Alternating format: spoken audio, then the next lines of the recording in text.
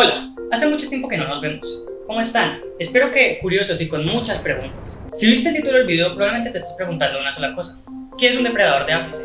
Qué bueno que lo preguntas, porque por mera casualidad, ese va a ser el tema del video de hoy. Buen chico, toma una estrella. Conocidos como superdepredadores o Apex predators. los depredadores de ápice, como ahora me gusta llamarlos, son figuras dominantes en su ecosistema, encontrándose en el tope de la cadena alimenticia. Siendo cazadores sin depredadores naturales, los depredadores de ápice a menudo son denominados como los reyes de sus ecosistemas, ocupando un papel crucial en este mismo, ya que controlan la población de otras especies y evitan la sobreabundancia de presas en un mismo dominio ecológico. Conocemos mucho acerca de estos depredadores. Todos nos vienen a la mente ejemplos como el tigre, como el oso o el tiburón. Pero ¿qué si te dijera que oculto en los confines de las rocas se encuentra una dinastía que reinó por encima de todo? Una historia de cazadores y cazados que, gracias a mí, tendrás el privilegio de escuchar. Acompáñame a ver los depredadores de ápice a lo largo de la historia de la vida en la Tierra. Nos encontramos 541 millones de años en el pasado. La Tierra es un lugar radicalmente diferente. Hemos entrado al período cámbrico, en la era perteneciente al Paleozoico.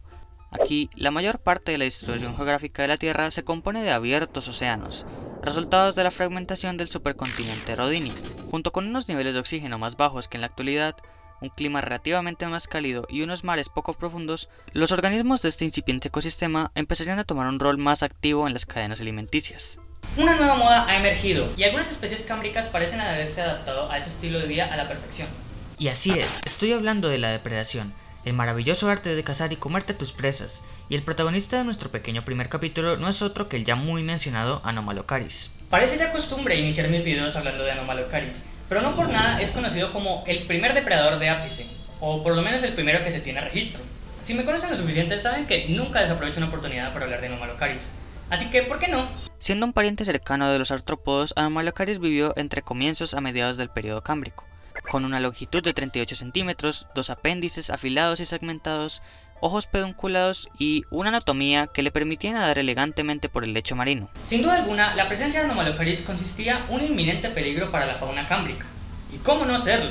Aquellos apéndices estaban diseñados para agarrar a sus presas y llevarlas hasta su boca, y aunque no se conoce con exactitud cuán rápido era, sí podemos asumir que era un hábil predador de emboscada, especializándose en presas de cuerpo blando y distribuyéndose geográficamente por todos los mares del mundo durante el periodo cámbrico. Puede que no haya sido muy grande, pero este camarón extraño dio el pistoletazo de salida a un estilo de vida sanguinario y despiadado, lleno de nichos ecológicos vacíos y oportunidades de predación casi ilimitadas. Anomalocaris hace parte de un grupo conocido como los Anomalocaridos, un grupo que subió al éxito durante inicios del periodo cámbrico. Y aunque Anomalocaris no fue el único Anomalocarido que se presentó en el periodo cámbrico, sí fue el más conocido y el más letal. Aunque este periodo está lleno de seres extraños y criaturas que no conocemos, ninguno fue tan capaz de predar como Anomalocaris. Millones de años después de la explosión cámbrica, la vida en los mares se las apañó para continuar diversificándose de forma frenética. Las condiciones ambientales favorecieron la aparición de muchos de los grupos que conocemos y estamos acostumbrados actualmente, como los cefalópodos, los crinoideos, los corales, el musgo, el plancton y los peces sin mandíbula. Estos últimos pertenecen a la clase de los ostracodermos. Estos se caracterizan por su figura aplanada y una armadura compuesta por un escudo óseo. Y los menciono ahora no porque estos sean los depredadores que quiero normar para el periodo ordovícico. Es más, estos animales ni siquiera representaban un peligro muy grande para la fauna del ordovícico. No, los menciono porque estas placas que tienen son claramente para defenderse de algún depredador. Pero, ¿quién podría predar a estas criaturas tan chistosas? Los primeros sospechosos no son otros sino los ortoponos. Esas criaturas de tamaños muy variados, desde unos pocos centímetros hasta 6 metros, habitaron durante gran parte del Ordovícico, y por su apariencia parecen ser temibles depredadores. Pero, ¿es esto cierto? El consenso científico en lo que respecta a la dieta de los ortoponos ha cambiado mucho desde que se descubrieron por allá en el siglo XIX.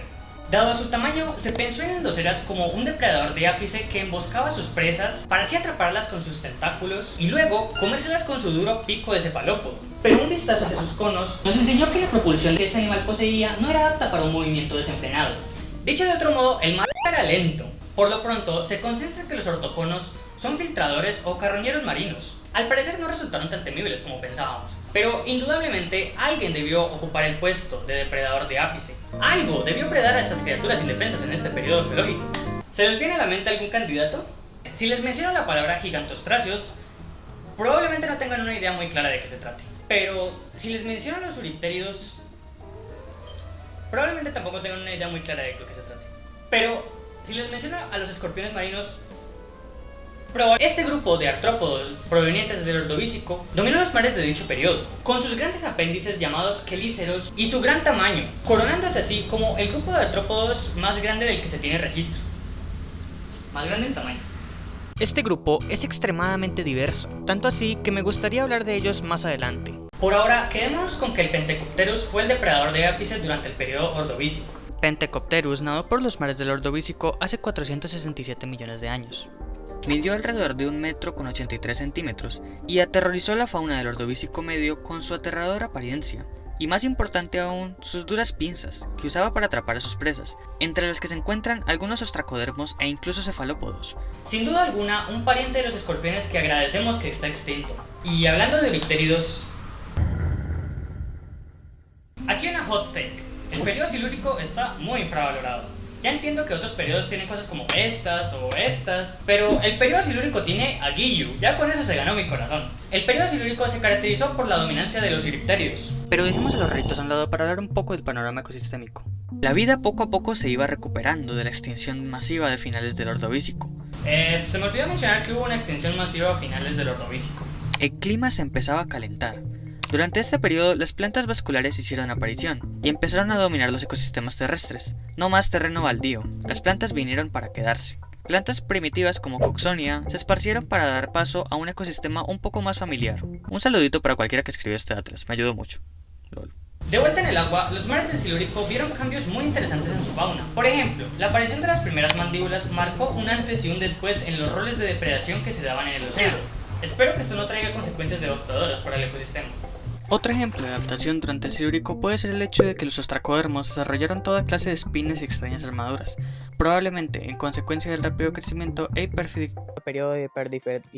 hiperdiversificación que sufrieron los euritéridos durante este periodo. No sé si este audio lo vaya a dejar, probablemente no. Ahora sí ya podemos hablar de ellos. Durante este periodo, algunos euritéridos alcanzaron grandes tamaños. Mixopterus es uno de ellos. Caracterizado por su robusto exoesqueleto y un sistema de respiración por escamas semicirculares parecido a los de sus parientes no extintos los cangrejos de herradura, los Mixopterus poseían una gran cola. En este caso se llama telzón, parecida más a una espina gigante. Esto sugiere que podrían haber salido del agua. Se teoriza que Mixopterus se haya enterrado en la arena para esperar a sus presas, ya que sus patas nadadoras estaban muy bien adaptadas para excavar. Y a pesar de que este euritérido era más bien de un tamaño un poco más mediano de lo normal, no le quita lo buen cazador que pudo haber sido, y tampoco le quita lo increíble que se ve este fósil, mírenlo. Mixopterus no fue el único euritérido que vandalizó los ecosistemas del Silúrico. Es importante mencionar, por ejemplo, a Pterigotus, proveniente de los estuarios, a Aslimonia, cazador de agua dulce, y el más grande de todos, coronado como el artrópodo más grande del que se tiene registro, Jachelopterus. Con sus imponentes 2.5 metros de largo, Jachelopterus aterrorizó los mares del Silúrico tardío al Devónico. Y es importante mencionarlos porque, a pesar de que tuvieron mucho más protagonismo en el Devónico, me parece importante como agruparlos en este segmento sobre euritéridos. Después de todo, sí hicieron sus nichos durante el Silúrico. Y hablando del Devónico, el periodo de los peces, como comúnmente se le apoda el periodo devónico, está cargadísimo de eventos significativos para el entendimiento de la historia de la vida en la Tierra. Eventos como la transición de los tetrápodos de la Tierra al océano, el surgimiento de los primeros anfibios, los primeros moluscos amonites y la extinción masiva a finales del periodo. Y dentro de la interminable batalla por la supervivencia que caracteriza cada periodo, encontramos dos contendientes que cada vez extienden su dominio sobre el nicho del otro. La constante competencia por los recursos disputada entre los artrópodos y los peces parece no tener fin. Por un lado tenemos a los artrópodos, seres de duro exoesqueleto que llevaban dominando su ecosistema desde el periodo cámbrico, y por el otro tenemos a los peces, ya sean ostracodermos, ascoterigios, condrictios, actinopterigios y más prominentemente los placodermos, peces con mandíbulas que cada vez se diversificaban más y más. ¿Serán las mandíbulas la pieza que falta del rompecabezas para completar esta tan reñida contienda entre artrópodos y peces? Respuesta corta, sí. Respuesta larga, claro que sí. I'm scary. El nicho ecológico que antes había sido ocupado por los artrópodos fue tomado por los placodermos. Tanto así que ni bien entrados 10 millones de años dentro del Devónico, se había perdido 50% de la biodiversidad registrada en los eurypteridos. Este grupo ocupó la mayoría de nichos ecológicos que podían ocupar actualmente los tiburones y las ballenas, ya sean filtradores como Titanitis o depredadores de ápice como Donkey Boys. ¿Qué puedo decir de Dunkleosteus que no haya dicho ya? Bueno, tal vez un par de cosas. Juguemos un juego. Yo mencionaré alguna acción medianamente interesante y tú me dices si Dunkleosteus puede o no hacerlo. Juguemos todos. Primera pregunta. ¿Puede Dunkleosteus predar en cualquier tipo de fauna? Creo que sí. Claro que sí. ¿Puede Dunkleosteus girar su cabeza hacia arriba mediante el uso de una articulación ubicada entre las placas dorsales y el cráneo conocida como epaxión, facilitándole la caza de grandes presas? ¿Qué es a mí? Sí, sí puede. ¿Puede Dunkleosteus triturar metal con sus imponentes mandíbulas? No sé, correcto. Ahora, una ronda de puntos dobles. ¿Puede Dunkleosteus alimentarse de sus congéneres catalogándolo así como un animal que practica el canibalismo? No sé, hay pruebas que prácticamente lo confirman, pero... no se sabe. Última pregunta. ¿Puede Dunkleosteus escribir un guión sobre un video de paleontología sin irse por las ramas, provocando que el proceso de edición sea estúpidamente largo, al punto que no vale la pena continuar con los proyectos que se impone, abrumando la partida inevitable, ¿no? Aquella vez en la que el globo insípido de aguas turbulentas y tierras vacías empezó a teñirse de verde y azul, ahí, dos mundos completamente diferentes se conectaron para dejar así una tierra cada vez más familiar para nuestro entendimiento de primates conscientes. El periodo carbonífero es, sin ninguna duda, uno de mis periodos favoritos de toda la historia de la vida en la Tierra. No solo hubo muchos eventos significativos que alteraron el panorama global hasta el día de hoy, sino que también alberga a muchos de los animales más interesantes y más carismáticos de todo el Paleozoico, por lo menos en mi opinión. Dentro de los 60 millones de años que transcurre el Carbonífero, se encuentran los dos subperiodos Misisípico y Pensilvánico, usados así para diferenciar entre el Carbonífero inferior y el Carbonífero superior. Aprovecho entonces para mencionar a dos depredadores de ápice que me parecieron interesantes durante el Misisípico y el Pensilvánico. O bueno, eso es lo que diría si el periodo carbonífero no fuera tan cabronífero. Verán, me sería muy fácil decir, ay, este animal fue el depredador de ápice en el agua, este fue en la tierra, ya vamos con el siguiente. Pero la cosa es un poco diferente aquí. Dadas las grandes incógnitas que existen en el entendimiento de esta fauna, es complicado predecir con certeza cada especie dominante en cada ecosistema.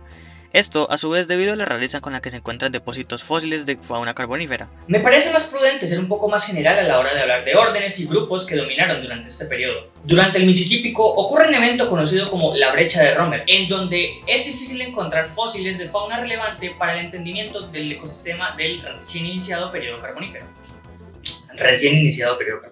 De este evento me gustaría hablar más adelante, pero por ahora quédense con que estas dos familias se pudieron encontrar durante dicha brecha. La familia de los Watcheridae y la familia de los Crassigirinidae. La presencia de estos dos nos pinta un panorama dominado por tetrápodos en los pantanos. Estos dos son tetrápodos alejados filogenéticamente de los anfibios. No entiendo de qué está hablando el doctor. Son algo así como casi anfibios, pero no realmente. Por un lado tenemos a los Watcheridae, representados por especies como Pederpes o Watchiria.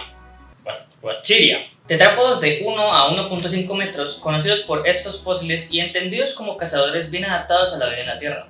Por otro lado tenemos a Crassigyrinus, un tetrápodo más parecido a una serpiente pero con extremidades cortas y una conducta especulada de depredador de moscada. Probablemente era piscívoro y se ocultaba entre la vegetación. Una adaptación que fue vital para la completa conquista de los continentes fue el desarrollo del huevo amniota. I need an egg.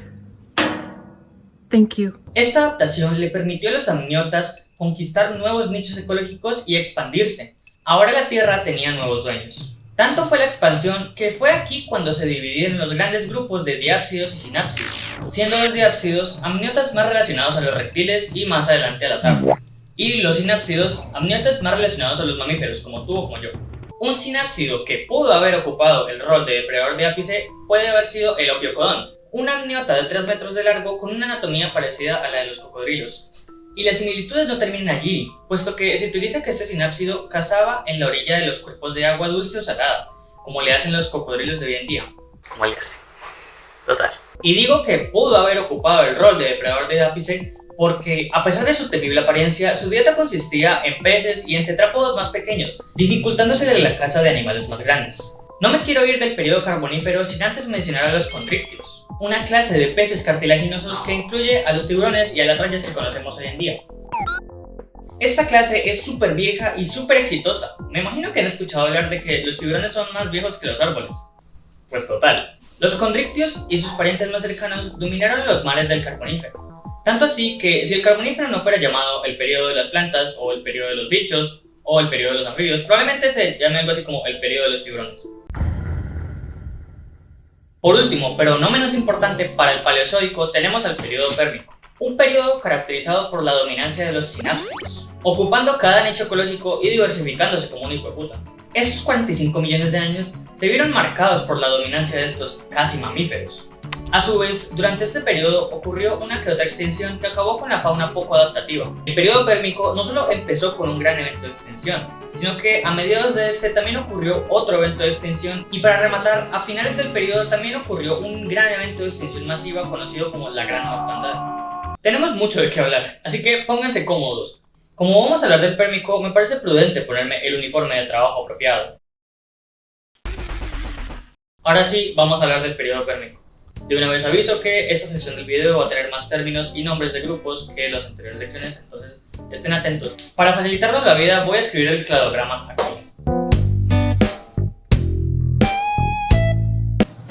¡Uy! Le rayé la pared. No se ve.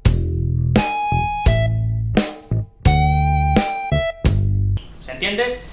¿Se entiende? Bueno, me quedó un poco pequeño y Gorgonauts está abreviado, pero por ustedes entienden. Empezando con el gran grupo del que ya he hablado bastante, los sinápsidos, siendo estos amniotas que están más relacionados a los mamíferos, ya se la saben. Un sinápsido que dominó la cadena trófica durante el Pérmico inferior fue Dimetrodon.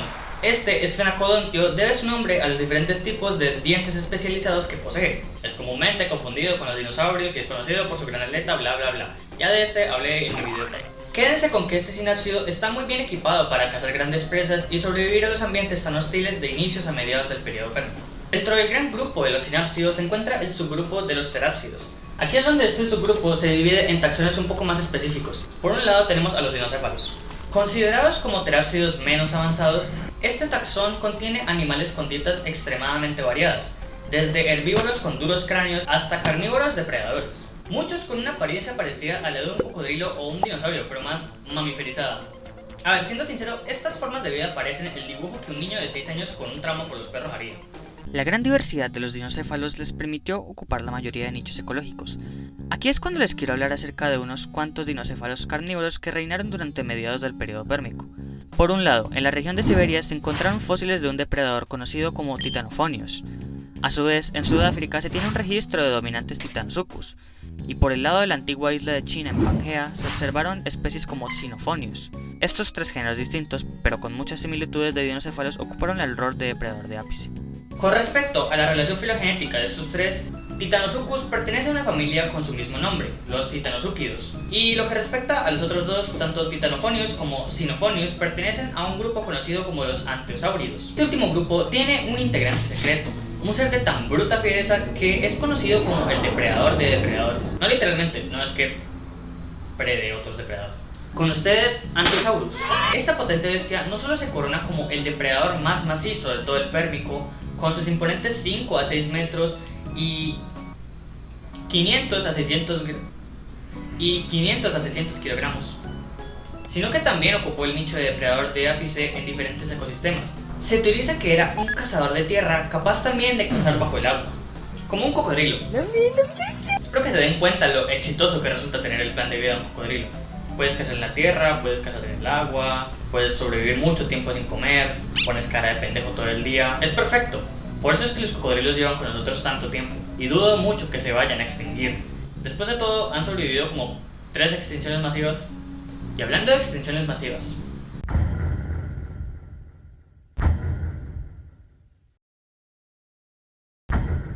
la atmósfera es opresiva. El aire huele como a tierra húmeda y a electricidad que se forma antes de una tormenta. El suelo bajo tus pies es fangoso, resbaladizo, y cada paso te hace pensar si puedes confiar en el terreno que pisas. El cielo gris y plomizo cuelga sobre ti, apenas filtrando algo de luz. En este lugar, el tiempo parece detenerse. Y el sonido del viento es el único sonido que acompaña tu respiración entrecortada. Es el pérmico tardío, y la vastedad de este paisaje primitivo te hace sentir diminuto, como si fueras una mota de polvo suspendida en un tiempo distante. El Pérmico tardío fue un momento complicado para la historia de la vida en la Tierra. Hubo un evento mayor de extinción conocido como la extinción del Capitaniense, o el evento de extinción del Capitaniense, ocurrido más o menos por aquí. Este evento de dudoso origen acabó con el reinado de muchas especies, entre estas los dinocéfalos. Y no me malinterpreten, no es que se hayan extinto, pero digamos que le pasaron la corona a otros géneros que veremos a continuación. El panorama del Pérmico tardío se caracterizó por su hostilidad en todo el sentido de la palabra. No solo el clima era cada vez más árido, sino que las placas tectónicas, siempre en movimiento, se encargarían de hacer las condiciones de vida cada vez más difíciles para la fauna pérmica. En este desolador paisaje se vio el ascenso de muchos herbívoros sinápsidos como los tapinocéfalos, entre esos el género Moschops, y diápsidos como los pareisáuridos, como el género de los escutosaurios. La razón por la cual estos herbívoros se vieron en mucha más abundancia se debió a los eventos de extinción después de mediados del Pérmico. Entre muchas cosas, una de las plantas que más resiliente se vio luego de tal evento fueron las cícadas, un orden de plantas que sirvieron de alimento a muchos herbívoros lo suficientemente resilientes como para vivir una dieta basada en esto. Como ustedes ya se imaginarán, si hay muchos herbívoros, hay muchas presas, muchas oportunidades para sobrevivir y diversificarse. Esto fue lo que le pasó a este clado de terápsidos, el último grupo del que hablaremos hoy, los pteriodontes. Los pteriodontes son un grupo que se encuentra dentro de los terápsidos y alberga tres increíbles grupos de sinápsidos que iremos viendo poco a poco. Empecemos con los pterocéfalos o pterocefalians. Como ya mencioné, este clado se diversificó muchísimo, al punto de que llegaron a ocupar la mayoría de nichos ecológicos. Ese subgrupo es bastante diverso y de hecho tiene algunos fun facts. Recuerdo que hubo una teoría acerca de si estos animales poseían veneno o no, lo cual es loquísimo de pensar. Pero si miramos las pruebas, tenemos que existen muestras de colmillos de pterocéfalos que poseían cavidades o cámaras parecidas a aquellos vertebrados que hacen uso del veneno, como las serpientes. Por otro lado, existen también otras especies que cuentan con, presuntamente, glándulas especializadas para producir veneno, vistas desde la textura de los huesos del cráneo. Eso fue lo que entendí. Sea cierto o no, no me pueden negar que suena super cool. Imagínate una bestia del tamaño de un lobo con colmillos gigantes y con la capacidad de inyectarte veneno con sus poderosas mordidas. Da escalofríos de solo pensarlo. Por ahora, nada de esto es confirmado, pero si así lo fuese, no solo sería de los primeros eventos del sufrimiento de veneno en los vertebrados, sino que también, hipotéticamente, le ayudaría a combatir contra los verdaderos reyes del Pérmico tardío, el siguiente grupo del que hablaremos ahora. Imagina que te adentras a un paisaje rodeado de coníferas esqueléticas que parecen torres oscuras, cubiertas de líquenes y musgo. Sientes una presencia inquietante. De repente, el murmullo del viento parece desvanecerse, como si todo el entorno estuviera conteniendo la respiración. Entonces, lo escuchas, un rugido bajo, resonante, como un trueno lejano, pero cargado de una amenaza palpable. El sonido reverbera en el aire, retumbando en tus huesos, y el miedo comienza a apoderarse de ti. Tu corazón late con fuerza, pero sabes que no puedes correr. No hay escape. Desde las sombras de los árboles deformados aparece una figura enorme, una sombra que crece y se define mientras da un paso hacia ti. Es Sinostransibia, la bestia con su gigantesca cabeza parecida a la de un felino prehistórico, combinado con un gran lagarto. Emerge de entre la penumbra como una pesadilla hecha carne. Sus ojos grandes y feroces, fijos en ti, son de un amarillo intenso, como unas dos brasas ardientes, y sus colmillos, largos y curvados, sobresalen de las mandíbulas como cuchillas afiladas. La piel, escamosa y rugosa, parece hacer eco del terror que recorre tu cuerpo. Sinostransibia es aterrador. Una criatura de 3 metros, con una gran cabeza y una capacidad de caza digna del rey de la cadena alimenticia, solo te deja la piel de gallina. Y solo pensar que no importa dónde estés, Pangea tiene algún pteriodonte que te ve como una pequeña merienda es simplemente... ¡wow! Para terminar con el grupo de los pteriodontes, tenemos a los sinodontes. Estos sinápsidos son mucho más recursivos que los otros dos. Muchos tienen dietas de omnívoras y se las apañan para sobrevivir con su reducido tamaño, y, muy probablemente, su apariencia peluda y parecida a la de los pequeños mamíferos. Esto último no es casualidad. Nosotros, los mamíferos, descendemos de los sinodontes. Por ahora, todos los grupos de los que hemos hablado son sinápsidos, animales cercanamente emparentados con los mamíferos, lo que llaman stem mammals. Estos eventualmente irían adquiriendo una apariencia mucho más mamífera con lo que van pasando los periodos. En lo que respecta a los sinodontes, estos pequeñines tenían dientes altamente especializados, un extraordinario oído para los tiempos de los que estamos hablando y muy probablemente eran de sangre caliente. La verdad, no me los imagino siendo de sangre fría, considerando cuán cerca están de los mamíferos. Otro sinodonte muy interesante del que me gustaría hablar es Prosainosuchus, un sinodonte semiacuático parecido a una foca, bastante diferente al estilo de vida estrictamente terrestre como otros sinodontes, tipo Sinognathus. Aunque Prosainosuchus signifique cocodrilo perro, me parece más a mí como una nutria primitiva. Con sus 60 centímetros de longitud, Prosainosuchus es uno de los sinodontes más antiguos de los que se tiene registro. Si se dan cuenta, muchos géneros y familias de sinodontes vivieron hasta bien entrado el periodo Triásico. Como ya sabemos, eso es una hazaña muy grande, puesto que el periodo Pérmico terminó en una gran extinción masiva que erradicó a más del 90% de las especies en la Tierra, no en el agua. El hecho de que estos intrépidos aventureros sobrevivieran cuando animales como los gorgonópsidos se extinguieran tiene que ver con su capacidad adaptativa. A diferencia de estos grandes depredadores, los sinodontes tenían dietas variadas y solían escabullirse y ocultarse en madrigueras para salir a cazar durante la noche. Esto les permitió conseguir comida y reproducirse mientras la mayoría de animales diurnos descansaban. Esto, entre muchas otras cosas. Como les digo, las extinciones masivas son demasiado complejas y en definitiva temas largos y tendidos que ameritan ser tratados en otro video. Y hablando de otros videos... voy a borrar esto. Te recomiendo mirar este video. Aquí continúa la serie de depredadores de aves. Si no hay nada donde estoy apuntando, probablemente es porque no he hecho el video todavía. Muchas gracias por ver este video por completo. Si te gustó, no olvides dejar like, comentar cuál de estas bestias es tu favorita y suscribirte para que no te pierdas ningún otro video.